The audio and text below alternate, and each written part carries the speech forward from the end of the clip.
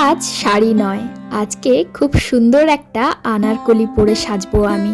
জামাটা আমায় পাঠিয়েছিল আমার দিদি কলকাতা থেকে।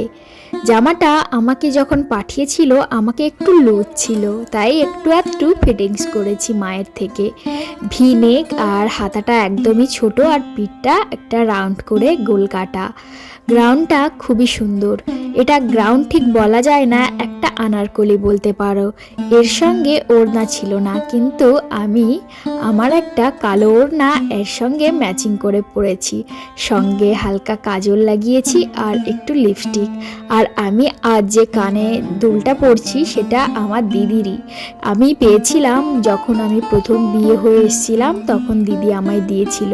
আর আংটিটা তো তোমরা আমার দেখেইছই। তো যাই হোক, আমার আজকের এই গেট রেডিটা কেমন লাগলো কমেন্টে ঝটপট করে জানাও। বাই।